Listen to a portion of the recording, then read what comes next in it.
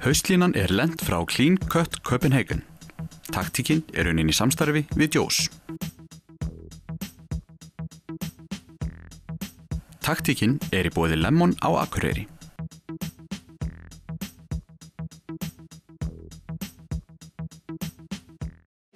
Let's go.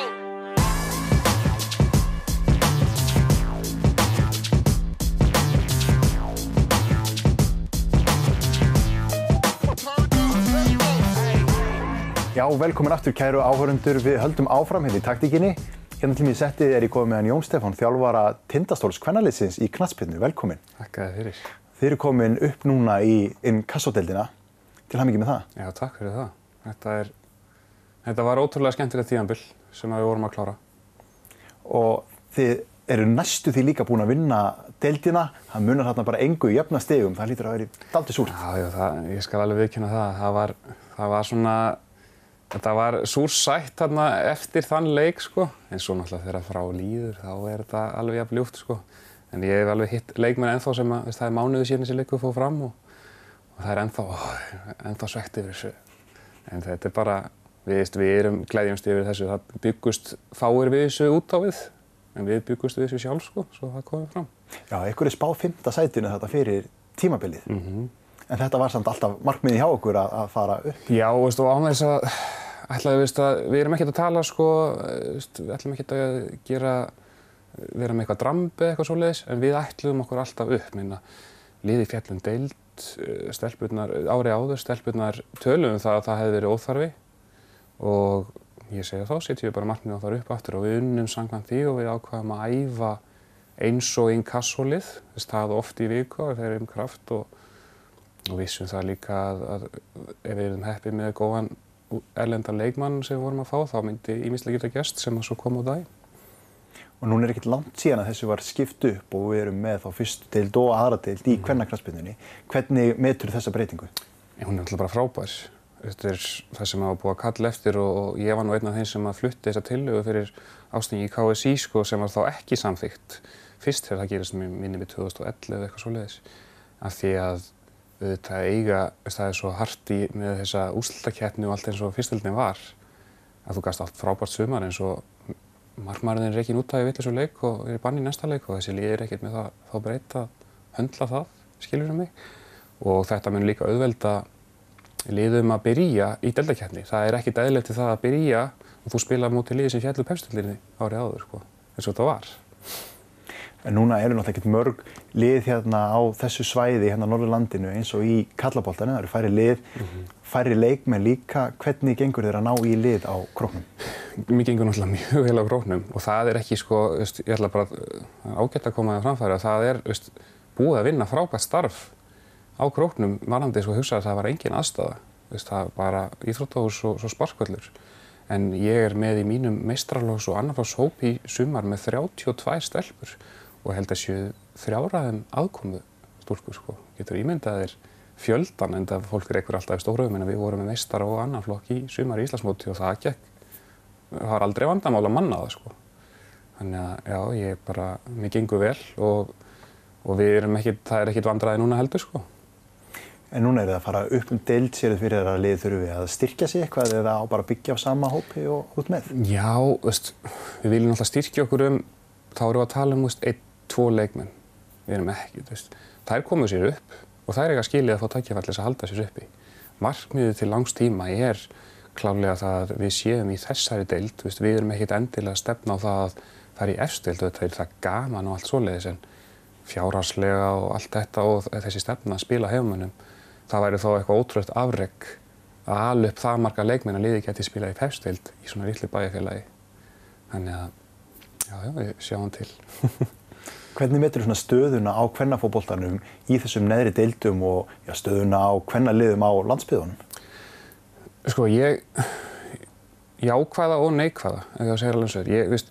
Mér staðan til dæmis á mínu liði, Þór Káa, finnst mér frábært og ég náttúrulega unni lengi inn í Þór og fylgst þar alveg vel með í Káa því að maður hefur náttúrulega verið duglegur að tala við góða menn eins og Aðbjörn Hannesson sem yfirþjálfari í Káa, við erum góðir vinir, tölum reglulega saman og hann mikill áhugamaður þetta, var að vinna í yngri flokkum hjá Káa.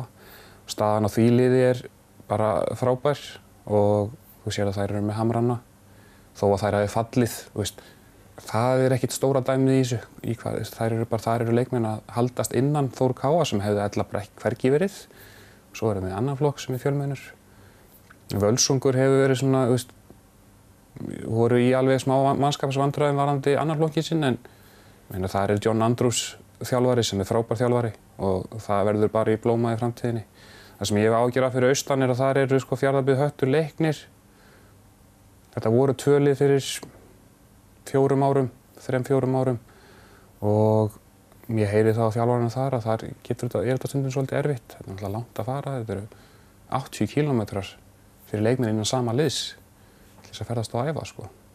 Þannig að ég er bjartsýnn fyrir Norðurlandið með bættri aðstöðu, bæði Húsavík og ég vona að ég ætlast til þess að Ólafsfjörður og Dalvík og Siglufjörður verði við kvennalið í framtíðinni. Þeir eru að fara að byggja velli þarna og þá eins gott fyrir það að ná í lið þarna. Mér finnst það bara eðlileg krafa. Ef við tölum aðeins peningahliðina á þessu líka, nú ég með leikmenn Þór Káa í viðtali hérna, þær voru að spila í meistaradeildinni, risastórt verkefni, þær voru samt að selja klósettpappír til þess að fá að spila þessa leiki og ekki bara þá heldur bara alla leiki sem þær eru að spila. Já. Hvernig staðan hann í neðri deildunum? Þetta borgar leikmennum einhver laun? Nei, þú borgar, þetta bara, og það náttúrulega beauty við þetta, að það allir hérna af því að þeir virkilega vilja vera hérna. Það náttúrulega ekki króna fyrir, það engin leikmaður hjá mér nema erlendi leikmaðurinn sem náttúrulega eðlilegt að þú ert að fá viðkomandi til að koma en hún samt sem aður var að vinna líka skilur 4 tíma á dag og ég hætti aldrei að dásta þessu hjá Þór Káa því að ég veit að þú fer til Reykjavíkur þar ertu komin í 100.000 kalla og meira stundum á mánuði sko fyrir leikmennina þar. Það veruleiki sem verður ekki hérna á næstunni og örugglega sennilega bara aldrei sko. En samt þetta að gera kröfur á þína leikmenn að mæta og æfa eins og inkasso-lið, þannig að þetta dálítið mikil fórn sem að leikmenn eru að færa fyrir sína íþrótt. Já, það bara þannig. Ég benti þeim hins vegar á að sem íþróttamenn og sem bara manneskja, þá viltu gera það vel svo þú gerir. Og við byggum okkur til þennan kúltúr, að við vildum bara æfa vel og það var ekkert mitt mál þó það mætti ekki æfingar. Heldur þá var það hópurinn sem refsaði þeim með því að heyrðu, ég að æfa hérna, ég ekkert að vera inn á í sama velli og þú, ef þú getur ekki hlaupið. Og það var svona það sem við unnum með og þetta hef ég svolítið tekið með mér úr náttúrulega liðum eins og Val og umhverfinu innan Þórs. Maður læri það að þessi kúltúr þarf að vera til þess að ná árangri og það getur líka hótt á þetta sem Fríða Ríkarsvætt, það kostar alveg að fara í ræktina sko. Nú hefur bæði þjálfa karlalið og núna kvennalið. Hvernig meturðu muninn á þessu tvennu? Já, hann er töluverður. Stelpurnar þetta svona persónulegra oft á tíðum og þú þarft að vanda þig kannski aðeins meira við hvað þú segir en það er margir sem segja þessi erfiðara að þjálfa kvennalið, ég ekki alveg sammála því. Þetta er ólíkt en rosalega skemmtilegt ég get alveg hugsað mér að þjálfa karlalið aftur leið og ég vil segja það að ég met það ekkert það fyrir taugarnar á mér þegar einhver segir sko, viltu ekki færa þau upp í karlalið eða eitthvað svoleiðis, það er ekkert þannig. Þetta bara jafn gaman og fyrir mér skiptir ekki öllu máli hvað liðið heitir eða eitthvað svoleiðis. Ég bara gaman að því að vinna við þetta. Og svona loka spurning, markmið hjá Tindastól núna þá að verða bara stabíll og góður inkasso-klúbbur? Já, það bara okkar markmið og ég með unga stelpur og það myndi ekki gleða mig meira heldur en að við myndum ná þessu markmiði og þær myndu svo ná því markmiði að verða eftirleikmenn eða fara erlendis í háskóla eða jafnvel í atvinnumennsku því að ég með mikið nefni við og get talið upp í huganum bara 4-5 leikmenn sem að ég ætlast til þess að vera eftirleikmenn og það gefur þá að leiða að ég býst ekki við því að ég haldi þeim lengi, ég ætla bara að kenna þeim eins mikið ég get, þær gera mikið fyrir okkur, svo koma þeir bara aftur þegar þeir verða að klára ferilinn og þá myndast þessi skemmtilega hringrás sem við viljum fá. Takk kærlega fyrir spjallið Jón Stefán, við klárum þetta hérna frammi og höldum áfram spjallinu þar. Við kíkjum yfir í auglýsingar og höldum svo áfram í kraftlyftingum eftir þær. Sönvill föt í úrvali. Taktíkin unnin í samstarfi við Jóðum Jóð.